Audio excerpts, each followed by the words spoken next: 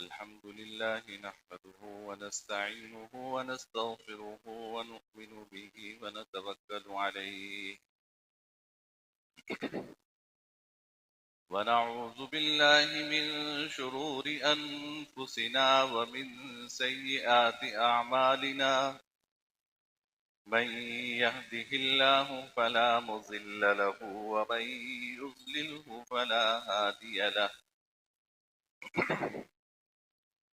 ونشهد أن لا إله إلا الله ونشهد أن سيدنا وسندنا وحبيبنا ومولانا محمدا عبده ورسوله صلى الله تعالى عليه وعلى آله وصحبه أجمعين اما بعد. برادران عزیز، بزرگان محترم،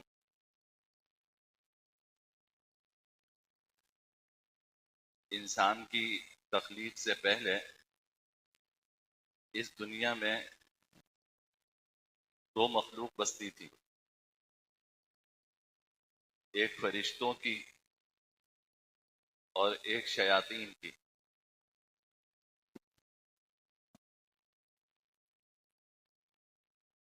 یا شریر جنات کی.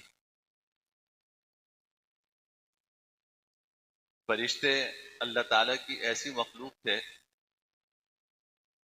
کہ ان میں اللہ نے نیکی ہی کی صلاحیت پیدا فرمائی تھی، وہ گناہ کر ہی نہیں سکتے تھے. اور شیاطین، ان میں شرعی کا مادہ رکھا تھا، ان سے خیر کوئی سرزد نہیں ہو سکتی تھی.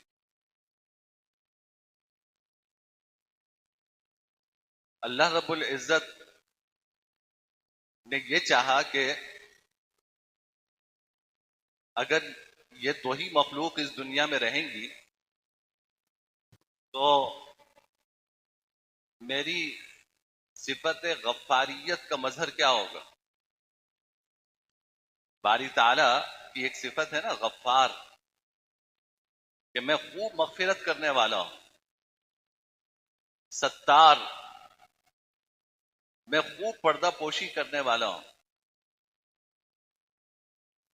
تو فرشتوں سے تو گناہی سرزد نہ ہو،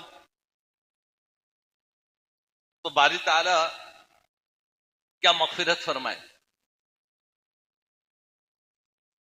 کیا پردہ پوشی فرمائے، ان سے تو گناہ ہی نہیں ہوتا. اللہ تعالیٰ نے اپنی صفت غفاریت، اپنی صفت ستاریت کے اظہار کے لیے اللہ نے مجھے اور آپ کو اس دنیا میں پیدا کیا. اللہ نے ہمیں ایسی مخلوق بنا کے اس دنیا میں بھیجا کہ ہمارے اندر اللہ نے خیر کا مادہ بھی رکھا، اللہ نے ہمارے اندر شر کا مادہ بھی رکھا ہے. اللہ نے نیکی کا مادہ بھی رکھا ہے، اللہ نے ہمارے اندر گناہوں کا مادہ بھی رکھا ہے. اب یہ ہمارے اوپر ہے کہ ہم نیکی کے مادے کو استعمال کرتے ہوئے نیک کام کریں، اللہ کی طاعت میں اپنی صلاحیتیں خرچ کریں، یا گناہوں کے مادے کو استعمال کرتے ہوئے اللہ کی نافرمانی کریں.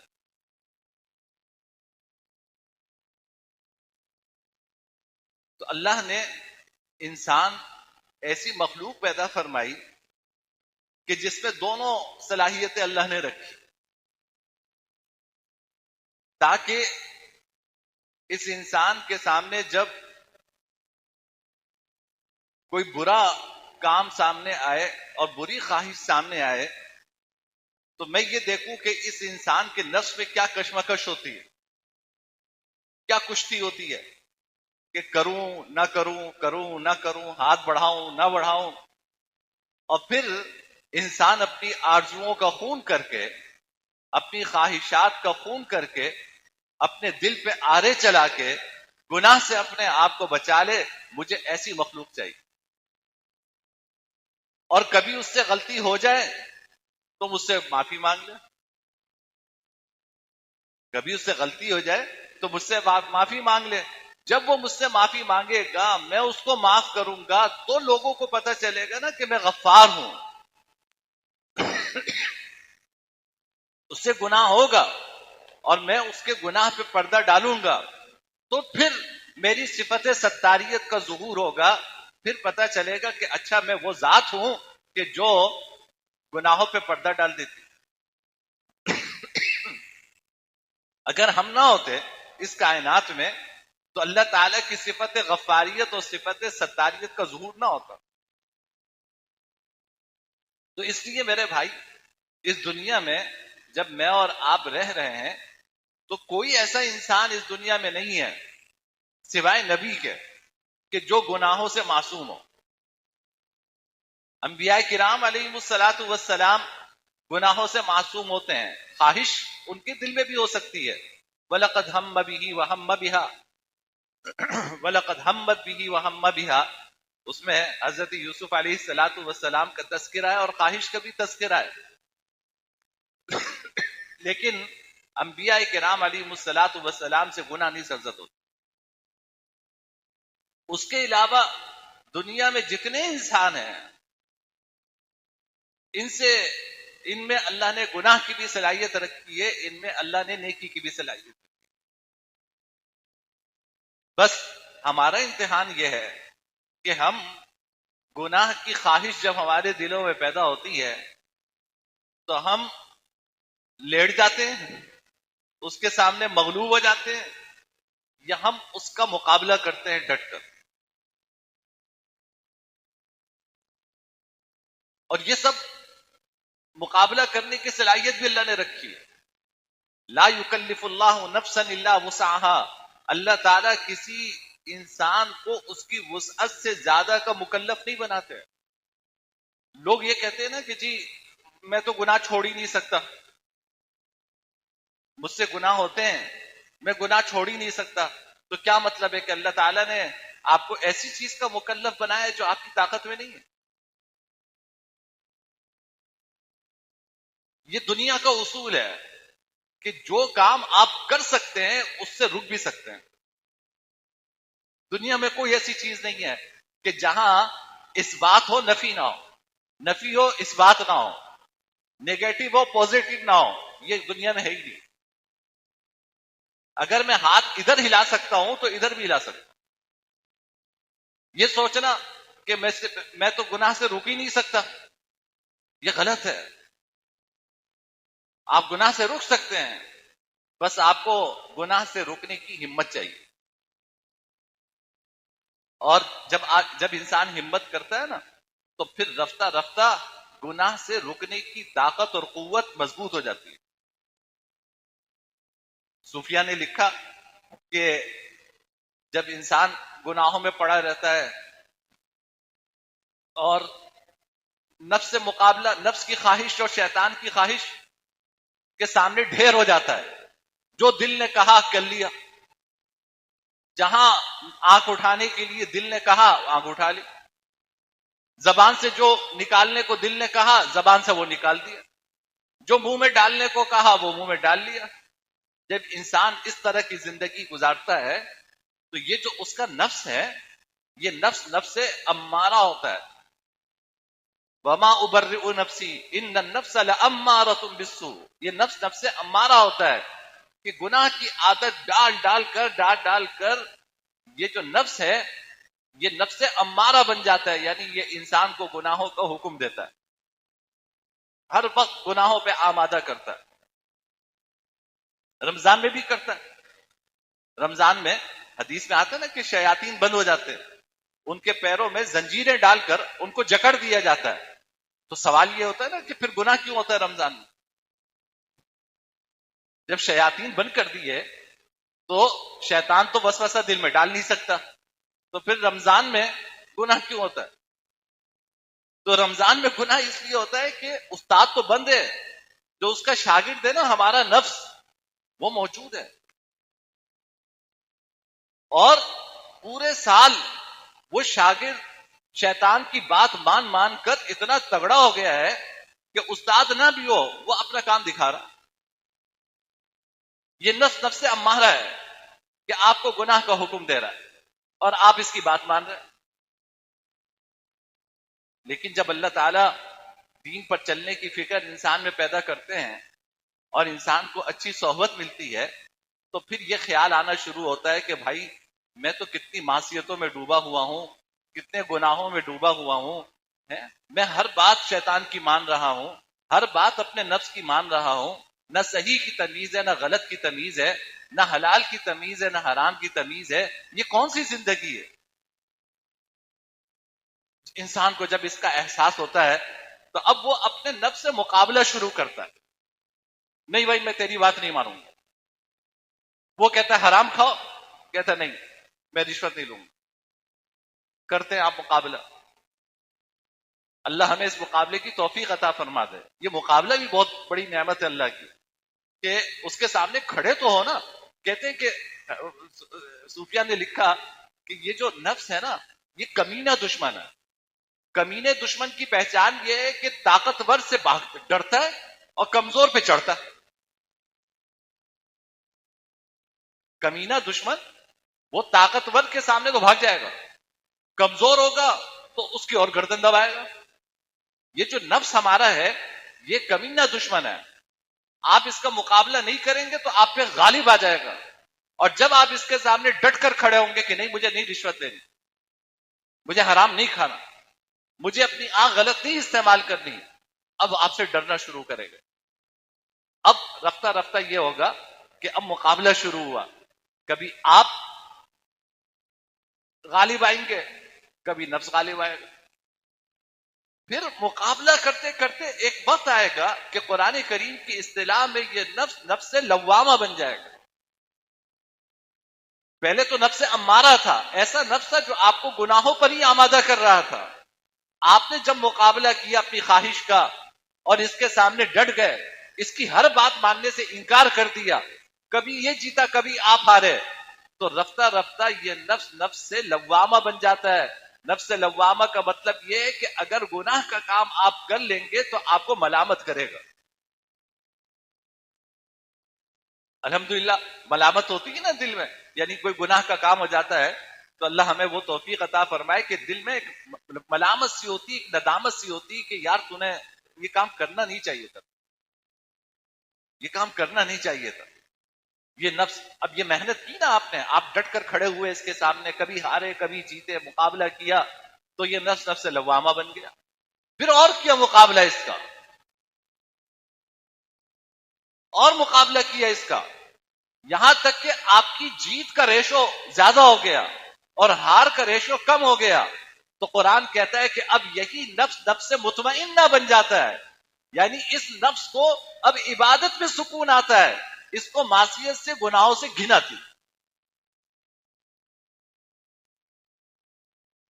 لیکن یہ بنے گا تب جب آپ ہر خواہش پوری نہیں کریں گے،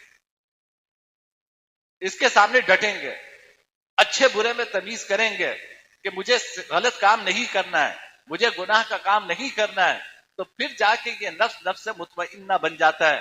اور قرآن کریم میں سورہ فجر میں اللہ تعالیٰ نے فرمایا کہ ایسے لوگوں کی جب موت کا وقت آتا ہے تو دیکھو فرشتے آتے ہیں روح نکالنے کے لیے. حدیث میں آتا ہے کہ اپنے ساتھ خوشبو والا ریشمی رومال لے کر آتے ہیں اور آ کے فرشتے اس نفس سے مخاطب ہو کر کہتے ہیں یا ایتھا النفس المطمئنہ ارجعی الی ربک راضیۃ مرضیہ فادخلی فی عبادی وادخلی جنتی. اے نفس مطمئنہ آؤ، لوٹ آؤ اپنے رب کی طرف، جہاں سے آئے تھے واپس لوٹ آؤ، ایسے رب کی طرف لوٹ آؤ کہ وہ تم سے راضی تم اس سے راضی، میرے نیک بندوں میں داخل ہو جاؤ، میری جنت میں داخل ہو جاؤ. یہ اللہ پیغام دے کر بھیجتے ہیں فرشتوں. اللہ ہمیں نصیب فرما دے. لیکن میرے بھائی نصیب تب ہوتا ہے جب اس نفس کی خواہش کے سامنے انسان کھڑا ہوگا، مقابلہ کرے گا، لڑے گا. بے شک کبھی ہارے گا کبھی جیتے گا. ہتھیار ڈالنا، اگر آپ نے ہتھیار ڈال دیا تو بس سمجھیے کہ اس درجے تک نہیں پہنچ سکے. جب انسان محنت کرتا ہے، مقابلہ کرتا ہے، نفس کی خواہش، نفس کا تو کام ہی ہے کہ آپ کو برائی کی طرف بلائے گا، کہ آنکھ غلط استعمال کر لو، زبان غلط استعمال کر لو، کسی کے پیسے ہیں ہڑپ کر لو، کسی کا مال ہے کھا لو، پار کر لو، کم تول کے دے دو، دھوکہ دے دو، رشوت لے لو، حرام کھا لو، نماز چھوڑ دو. نفس تو یہ ساری چیزیں کرے گا، لیکن جب آپ اس کا مقابلہ کریں گے نا انشاءاللہ، تو پھر آہستہ آہستہ آپ کی جیت کا تناسب بڑھتا جائے. یہ اصل مطلوب ہے. پھر اللہ تعالیٰ نے، ٹھیک ہے کبھی آپ ہاریں گے، یعنی کبھی ہم سے گناہ سرزد ہوگا، ہوتا ہے، اللہ ہمیں معاف فرمائے، گناہ سرزد ہو جاتا ہے، باوجود کوشش کے کہ بچنا چاہتے ہیں لیکن گناہ ہو جاتا ہے. تو اللہ نے اس زہر کا تریاق بھی آپ کو دیا، اس زہر کا تریاق بھی دیا ہے. کیا؟ کہ جب گناہ ہو جائے فوراً مجھ سے توبہ کر لو، میں تمہیں معاف کر دوں گا.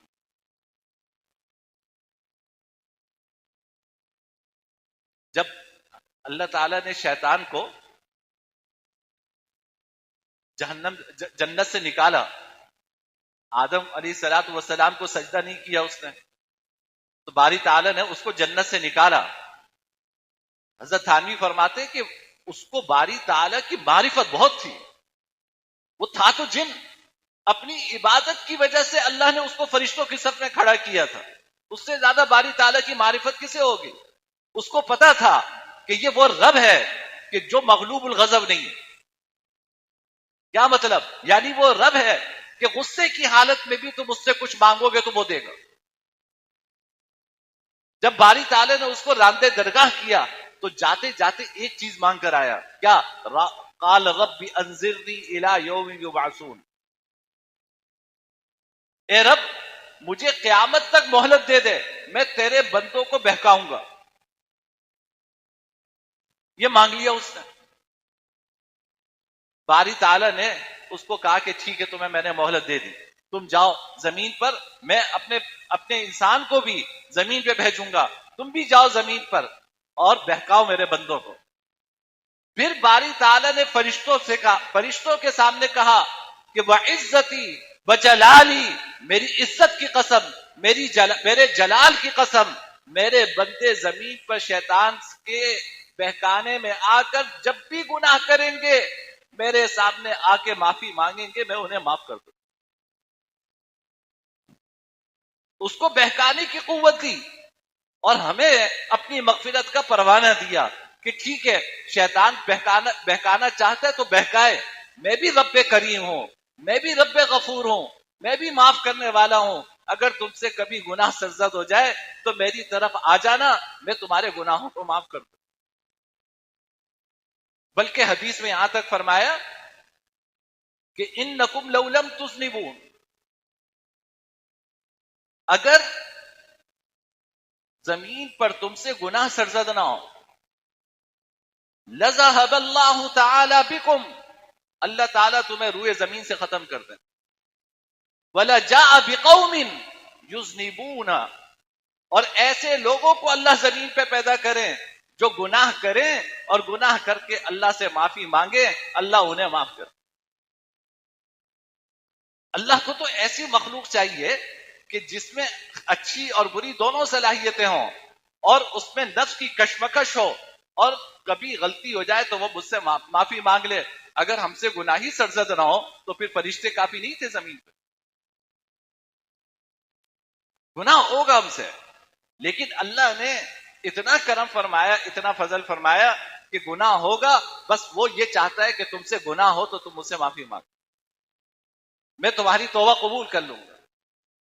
اور توبہ کرنے میں کوئی لمبا چوڑا کوئی نسخہ تھوڑی ہے بھائی. توبہ دیکھو ہم مسجد میں بیٹھے ہیں نا الحمدللہ، دیکھو 3 کام ہے. توبہ 3 چیزوں کا نام ہے.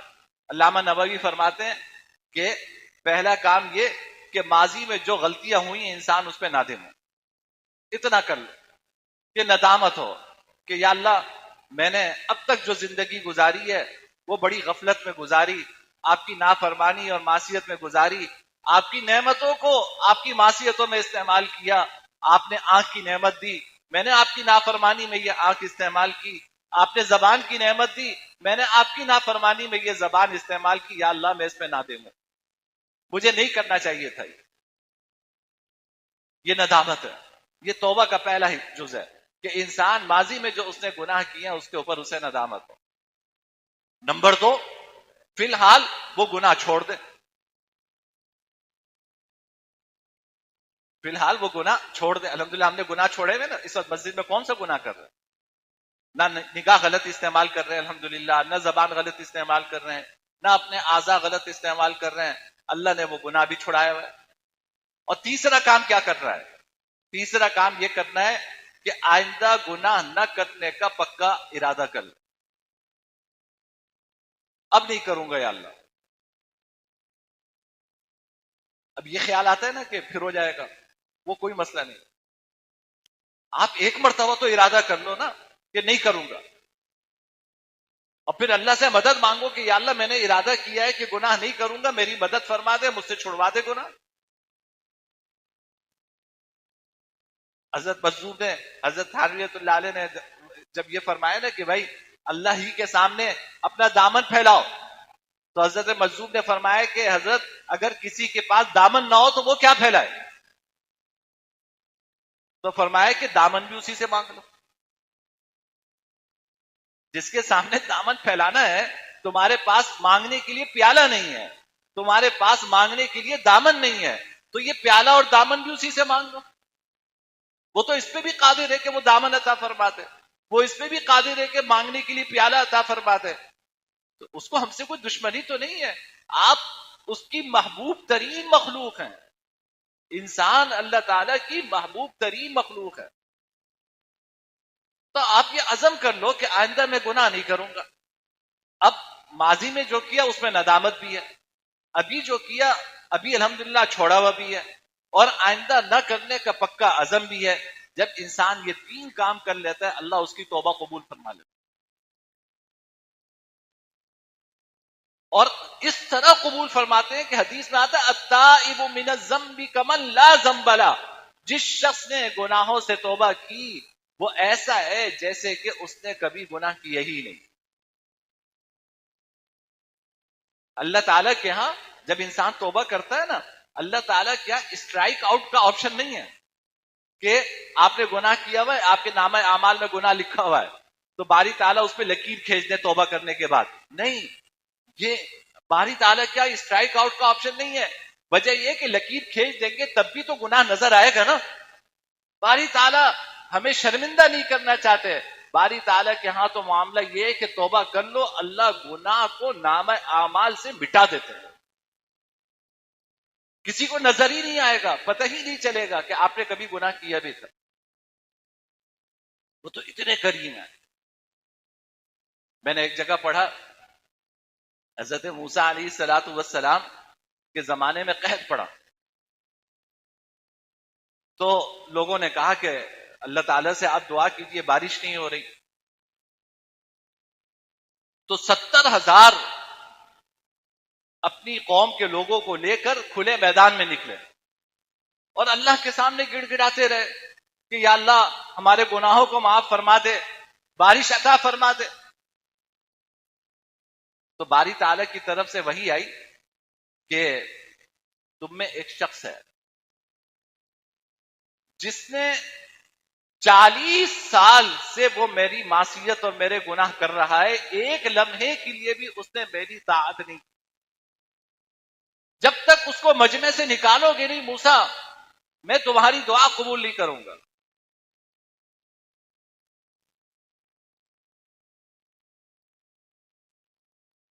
تو حضرت موسیٰ علیہ السلام نے اعلان کیا کہ بھائی ایک شخص ہے جو 40 سال سے گناہ کر رہا ہے، جب تک وہ ہمارے مجمع سے باہر نہیں جائے گا اللہ تعالیٰ جو ہے وہ ہماری دعا قبول نہیں کریں گے، قحط دور نہیں ہوگا، بارش نہیں ہوگی، وہ یہاں سے نکل جائے۔ وہ شخص اس کو پتا تھا میں، اس نے دل میں اللہ تعالیٰ سے کہا کہ یا اللہ تو نے اب تک میرے گناہوں پہ پردہ رکھا ہے، 40 سال سے تو نے میرے گناہوں کی پردہ پوشی کی ہے، یا اللہ میں تجھ سے توبہ کرتا ہوں آئندہ گناہ نہیں کروں گا، مجھے مخلوق خدا کے سامنے شرمندہ نہ کر۔ ایک لمحے کو اس نے یہ دل میں تصور کیا، اللہ تعالیٰ سے توبہ کی، اگلے لمحے بارش برسنا شروع ہو گئی۔ حضرت موسیٰ علیہ السلام نے اللہ تعالیٰ سے عرض کیا کہ یا اللہ، وہ آپ کا گناہگار تو ابھی یہی ہے، وہ نکلا نہیں ہے، آپ نے بارش کیوں برسا دی؟ آپ نے فرمایا کہ موسیٰ، اس کے نادم ہونے کی دیر تھی، وہ دل ہی دل میں نادم ہوا اپنے گناہوں پہ، اسے ندامت ہوئی، بس اس کے نادم ہونے کی دیر تھی، میں نے اسے معاف کر دیا، یہ لو باران رحمت۔ تو میرے بھائی، گناہ کے معافی کے لیے، اللہ سے توبہ کرنے کے لیے کوئی لمبے چوڑے نسخے نہیں ہیں۔ جو ماضی میں کیا اس پہ ندامت ہو، فی الحال گناہ چھوڑ دو، آئندہ نہ کرنے کا عزم ہو۔ اور دیکھو، جو بندوں کے حقوق اگر ضائع کیے ہیں، ابھی بیٹھ کے یہ عزم کر لیں کہ جو لوگوں کے پیسے کھائے ہیں، یا کسی سے رشوت لی ہے، یا میراث کا مال ابھی تقسیم نہیں کیا، اس پہ صاحب بن کر بیٹھے ہیں، ابھی یہ نیت کر لو کہ میں انشاءاللہ پہلی فرصت میں یہ سارے حقوق ادا کروں گا، انشاءاللہ یہ بھی تمہاری توبہ قبول ہوگی، یہ بھی توبہ قبول ہو گئی۔ آپ یہ عزم کر لو کہ مجھے اللہ نے زندگی دی تو میں لوگوں کے حقوق ادا کروں گا، لوگوں کے پیسے ادا کروں گا، لوگوں کی جو تلفیاں کی ہیں، ان کو تکلیفیں پہنچائی ہیں، میں ان سے معافی مانگوں گا۔ اللہ تعالیٰ حقوق العباد بھی تمہارے اس عزم کی وجہ سے، عزم دیکھتے ہوئے معاف فرما دیں گے۔ اگر اسی وقت دنیا سے رخصت ہو گئے تو اللہ تعالیٰ حقداروں کو اپنی طرف سے ثواب عطا فرما کے آپ سے راضی کروا دے، اگر انسان یہ پختہ عزم کر لے۔ تو میرے بھائی، میری گفتگو کا حاصل یہ ہے کہ یہ رمضان المبارک کا مہینہ ہے، اللہ تعالیٰ کی رحمت خوب جوش مار رہی ہے، اللہ تعالیٰ کی طرف سے مغفرتوں کے پروانے تقسیم کیے جا رہے ہیں، کروڑوں لوگوں کو اللہ رمضان افطار کے وقت، کروڑوں لوگوں کو اللہ جہنم سے آزاد فرماتے ہیں، اور رات کو باری تعالیٰ کی طرف سے یہ ندا ہو رہی ہوتی ہے کہ کوئی معافی مانگنے والا ہے کہ میں اسے معاف کروں۔ تو اللہ تعالیٰ کی طرف سے مغفرت کے پروانے ہیں، کمی اگر ہے تو میری طرف سے ہے، آپ کی طرف سے ہے۔ ہم اللہ سے توبہ کر لیں، پکی توبہ کر لیں، جو ماضی میں گناہ کیے ہیں اس پر ندامت ہو، آئندہ نہ کرنے کا عزم ہو، یہ پکی توبہ کریں گے، اللہ تعالیٰ ہم سب کو بھی اگر معاف فرما دیں، اس کی رحمتوں اور مغفرت کے خزانے میں قطرہ بھر بھی کمی نہیں ہوتی، اس کی مغفرت کی خزانہ میں کوئی کمی نہیں، کمی کیا بلکہ اسے تو خوشی ہوتی ہے، اسے خوشی ہوتی ہے کہ اچھا، جب انسان یہ کہتا ہے نا، اللہم انی ظلمت نفسی ظلما کثیرا، یا اللہ میں نے اپنی جان پر بہت ظلم کیا ہے، فإنہ لا یغفر الذنوب الا انت، آپ کے علاوہ کوئی گناہ معاف کرنے والا نہیں ہے، فاغفر لی مغفرۃ من عندک، مجھے معاف فرما دیجئے، ورحمنی، مجھ پہ رحم فرما دیجئے۔ باری تعالیٰ فرشتوں کے سامنے خوش ہوتے ہیں، ہنستے ہیں، فرماتے ہیں کہ اچھا، میرا یہ بندہ جانتا ہے کہ میرے علاوہ کوئی اس کے گناہ معاف نہیں کر سکتا۔ باری تعالیٰ سے خوش ہوتے ہیں کہ اچھا، یہ میرا بندہ جانتا ہے کہ میرے علاوہ اس کے گناہ کوئی معاف نہیں کر سکتا، اس پہ خوش ہو کے باری تعالیٰ اس ایک جملے پہ اس کے گناہ معاف فرما دیتا ہے، اس ایک جملے پہ اس کے گناہ معاف فرما دیتا ہے۔ تو میرے بھائی، ہم سب کو توبہ کرنی چاہیے اپنے گناہوں سے، جو ماضی میں ہوا ہے، جو ماضی میں ہم سے غلطیاں ہوئی ہیں، ان کے چھوڑنے کا عزم کر لیں، اللہ سے توبہ کر لیں کہ یا اللہ معاف فرما دیجئے، آئندہ گناہ نہیں کریں گے، آئندہ آپ کے بتلائے ہوئے راستے پر چلنے کی کوشش کریں گے، یا اللہ گریں گے پھر اٹھیں گے، گریں گے پھر اٹھیں گے، یا اللہ تیرے در کے علاوہ ہمارا کوئی در نہیں، اگر غلطی ہوگی بھی یا اللہ تجھ سے ہی معافی مانگیں گے،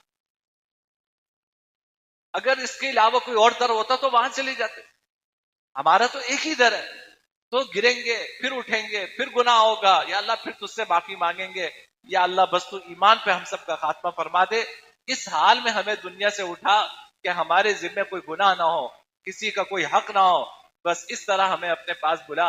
اللہ تعالی ہم سب کو سچی توبہ کی توفیق نصیب فرمائے۔ آخر دعوانا الحمدللہ۔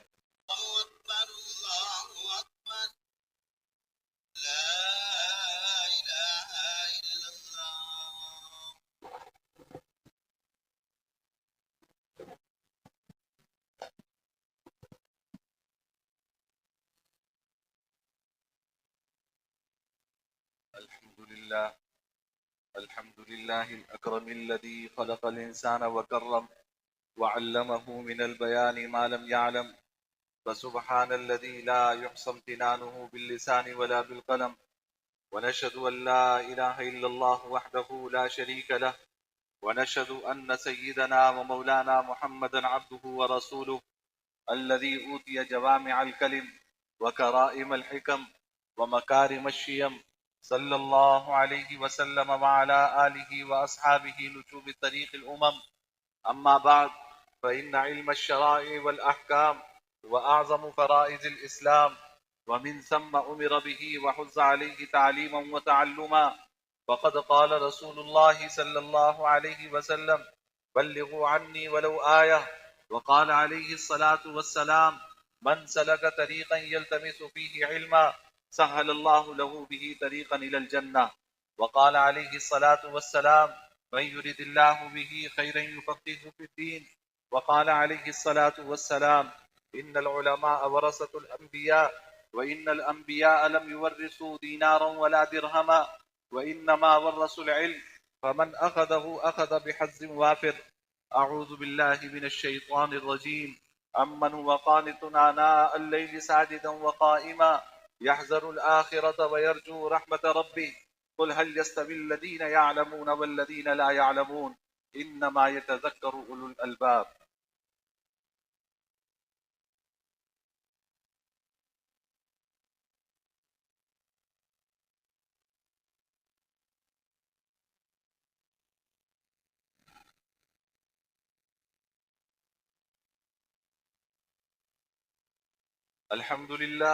الحمد لله يستعينه واستغفره، ونعوذ بالله من شرور أنفسنا، من يهد الله فلا مضل له، ومن يضلل فلا هادي له، وأشهد أن لا إله إلا الله وحده لا شريك له، وأشهد أن محمدا عبده ورسوله أرسله بالحق بشيرا ونذيرا بين يدي الساعة. من يطع الله ورسوله فقد رشد، ومن يعصهما فإنه لا يضر إلا نفسه ولا يضر الله شيئا. أعوذ بالله من الشيطان الرجيم. إن الله وملائكته يصلون على النبي، يا أيها الذين آمنوا صلوا عليه وسلموا تسليما. اللهم صل على محمد عبدك ورسولك، وصل على المؤمنين والمؤمنات والمسلمين والمسلمات، وبارك على محمد وأزواجه وذريته. قال النبي صلى الله عليه وسلم: أرحم أمتي بأمتي أبو بكر، وأشدهم في أمر الله عمر، وأصدقهم حياء عثمان، وأقضاهم علي، وفاطمة سيدة نساء أهل الجنة، والحسن والحسين سيدا شباب أهل الجنة، وحمزة أسد الله وأسد رسوله. اللهم اغفر للعباس وولده مغفرة ظاهرة وباطنة لا تغادر ذنبا. الله في أصحابي لا تتخذوهم غرضا من بعدي، فمن أحبهم فبحبي أحبهم، ومن أبغضهم فببغضي يبغضهم، وخير أمتي قرني ثم الذين يلونهم ثم الذين يلونهم. اللهم أعز الإسلام والمسلمين، اللهم أعز الإسلام والمسلمين، اللهم أذل الكفار والمشركين، اللهم أصلح المؤمنين، وأصلح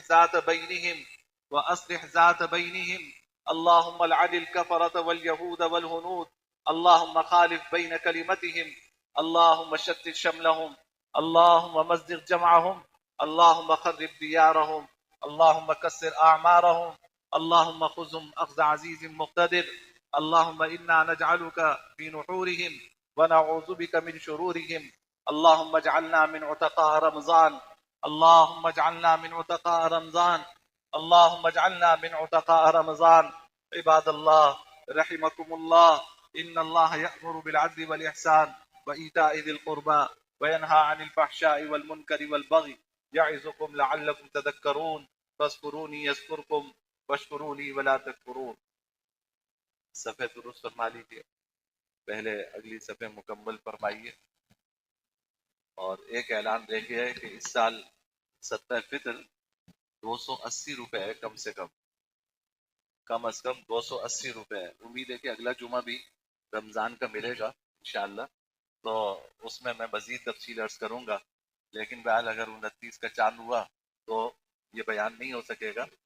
تو یہ ذہن میں رکھیں کہ 280 روپے اپنی طرف سے بھی دینا ہے اور اپنے نابالغ بچوں کی طرف سے بھی دینا ہے. بیوی ہے، بالغ بچے ہیں، یہ تو ان کی ذمہ داری ہے کہ وہ ادا کریں. آپ کو اپنی طرف سے اور اپنے نابالغ بچوں کی طرف سے بھی صدقہ فطر دینا ہے، اور فی کا صدقہ فطر کم از کم 280 روپے.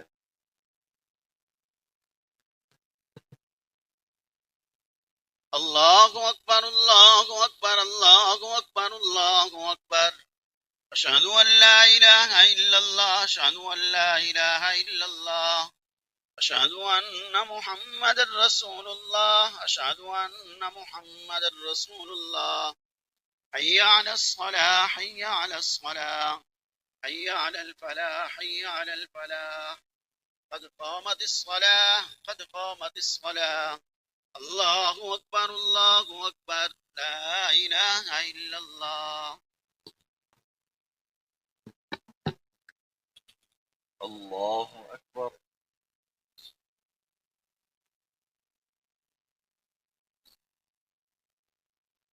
الحمد لله رب العالمين الرحمن الرحيم مالك يوم الدين إياك نعبد وإياك نستعين اهدنا الصراط المستقيم صراط الذين أنعمت عليهم غير المغضوب عليهم ولا الضالين.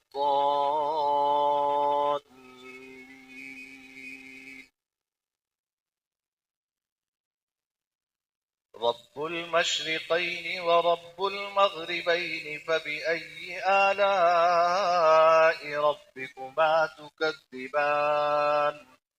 مرج البحرين يلتقيان بينهما برزخ لا يبغيان. فبأي آلاء ربكما تكذبان. يخرج منهما اللؤلؤ والمرجان. فبأي آلاء ربكما تكذبان. وله الجوار المنشآت في البحر كالأعلام. فبأي آلاء ربكما تكذبان. كل من عليها فان ويبقى وجه ربك ذو الجلال والإكرام. فبأي آلاء ربكما تكذبان. الله أكبر.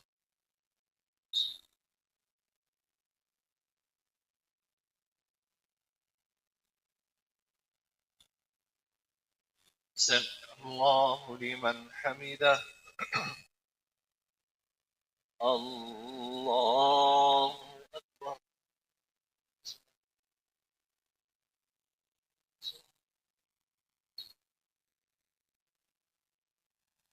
الله أكبر.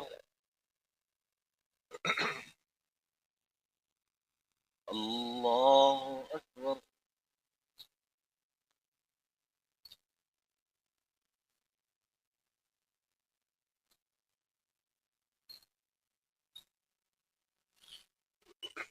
الله أكبر. الحمد لله رب العالمين الرحمن الرحيم مالك يوم الدين إياك نعبد وإياك نستعين اهدنا الصراط المستقيم صراط الذين أنعمت عليهم غير المغضوب عليهم ولا الضالين.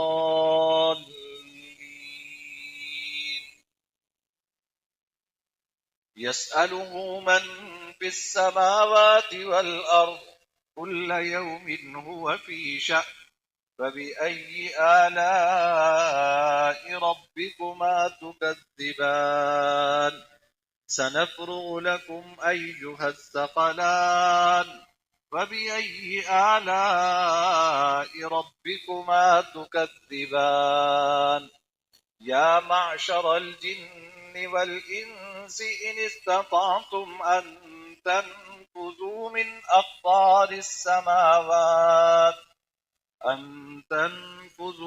أقطار السماوات والأرض فانفذوا لا تنفذون إلا بسلطان فبأي آلاء ربكما تكذبان الله أكبر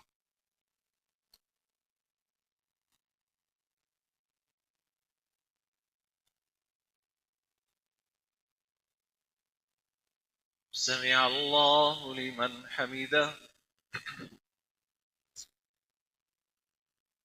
الله أكبر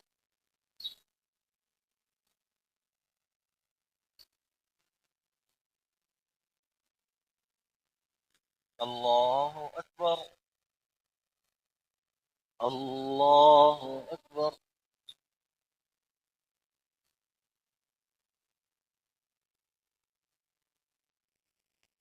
الله أكبر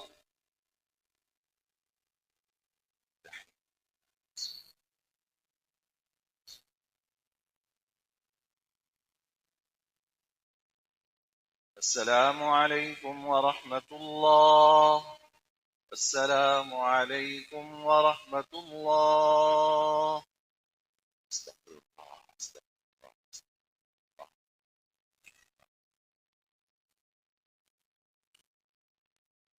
جناب شکیل احمد صاحب کی بہن کے دماغ کا آپریشن ہوا ہے، انہوں نے آپ سب سے صحت یابی کے لیے دعا کی درخواست کی۔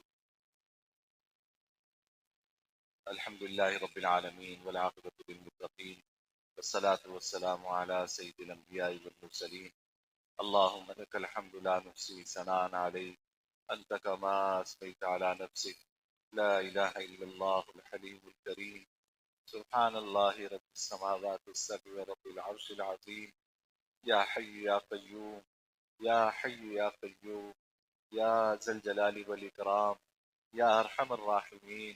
یا اللہ ہم سب کے تمام گناہوں کو معاف فرما دے، یا اللہ ہماری مغفرت فرما دے، یا اللہ ہم اپنے گناہوں سے توبہ کرتے ہیں، یا اللہ ماضی میں جو کچھ گناہ کیے ہیں یا اللہ ہم اس پہ نادم ہیں، یا اللہ ہمیں اس پہ ندامت ہے، یا اللہ آئندہ یہ گناہ نہ کرنے کا پختہ عزم کرتے ہیں، پکا ارادہ کرتے ہیں، یا اللہ ہماری توبہ قبول فرما لے، یا اللہ ہماری توبہ قبول فرما لے، یا اللہ ہماری توبہ قبول فرما لے، یا اللہ ہمارے گناہوں کو معاف فرما دے، یا اللہ ہماری مغفرت فرما دے، یا اللہ ہمیں گناہوں سے بچنے کی توفیق عطا فرما، یا اللہ آئندہ کی زندگی میں ہمیں گناہوں سے بچنے کی توفیق عطا فرما، اپنی نافرمانی اور معصیتوں سے بچنے کی توفیق عطا فرما، یا اللہ اپنی مرضی کے مطابق زندگی گزارنے کی توفیق عطا فرما، یا اللہ اپنی رضا والی زندگی نصیب فرما، اپنے رضا والے اعمال نصیب فرما،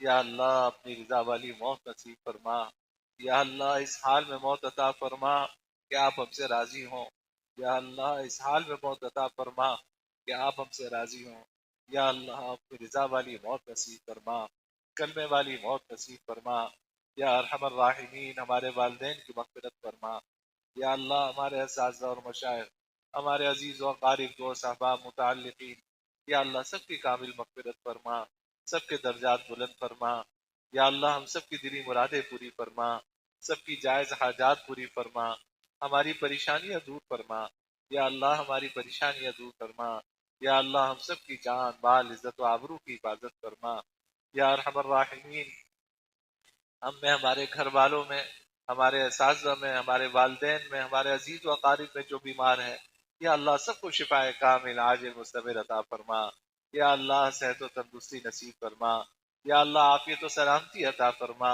یا اللہ ہر طرح کی گندی گھناؤنی موذی بیماریوں سے ہماری حفاظت فرما، یا اللہ اپاہج بنا دینے والی بیماریوں سے حفاظت فرما، یا اللہ اعضاء اور ایمان کی سلامتی کے ساتھ اس دنیا سے اٹھا، یا اللہ کسی کا محتاج نہ بنا، یا اللہ کسی کا دست نگر نہ بنا، یا اللہ کسی کا محتاج نہ بنا، یا اللہ کسی کا دست نگر نہ بنا، یا اللہ چلتے ہاتھ پاؤں دنیا سے اٹھا، یا ارحم الراحمین شکیل صاحب کی بہن کو شفائے کلی عطا فرما، یا اللہ انہیں صحت و تندرستی نصیب فرما، عافیت و سلامتی عطا فرما، یا اللہ ان کی اور تمام بیماروں کی تکلیف دور فرما، یا ارحم الراحمین ہمیں رزق حلال واسع بلا مشقت عطا فرما، یا اللہ برکتوں والا رزق عطا فرما، یا اللہ رزق کی تنگی سے ہماری حفاظت فرما، یا اللہ لقمہ حرام سے ہماری حفاظت فرما، یا اللہ جو مقروض ہیں قرضوں سے نجات عطا فرما، یا ارحم الراحمین جو بچے بچیاں شادی کے قابل ہیں یا اللہ انہیں اچھے رشتے عطا فرما،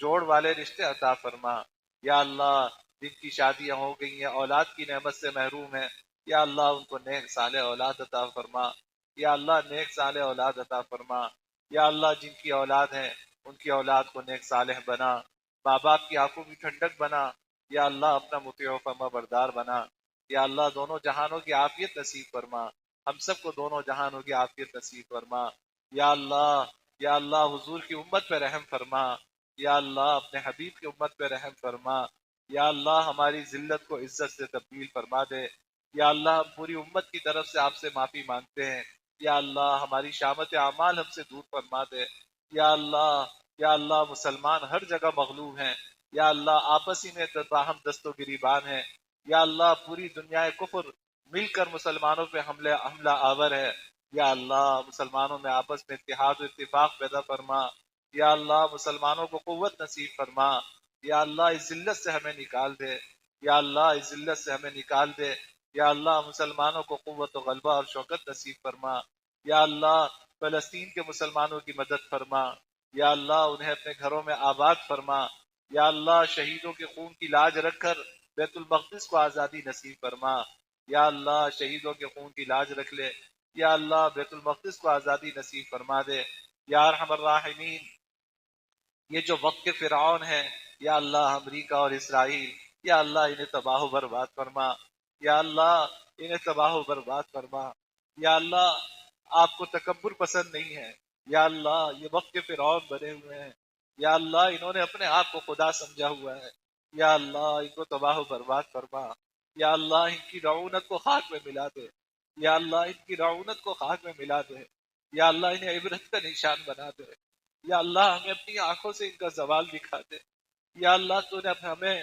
اپنی زندگی میں ان کی فرعونیت دکھائی ہے، یا اللہ ان کا زوال بھی دکھا دے، یا اللہ ان کا زوال بھی دکھا دے، یا اللہ انہیں عبرت کا نشان بنا دے، یا ارحم الراحمین ہمارے وطن پہ بھی رحم فرما، یا اللہ ہمارے وطن پہ رحم فرما، ہمارے عوام اور حکام کو ہدایت نصیب فرما، یا اللہ ملک و ملت کا درد رکھنے والے حکمران عطا فرما، یا اللہ اس وطن پہ اپنی رحمتیں نازل فرما، اپنی برکتیں نازل فرما، یا اللہ اس کی جغرافیائی و نظریاتی سرحدوں کی حفاظت فرما، یا اللہ یہاں کے رہنے والوں میں آپس میں محبتیں پیدا فرما، یا اللہ دشمنیاں دور فرما دے، یا اللہ دلوں کو جوڑ دے، آپس میں اتحاد و اتفاق پیدا فرما، یا اللہ آپس میں اتحاد و اتفاق پیدا فرما، وصلی اللہ تعالی علی خیر خلقی محمد وعلی آلہ وصحبہ اجمعین، آمین برحمتک یا ارحم الراحمین۔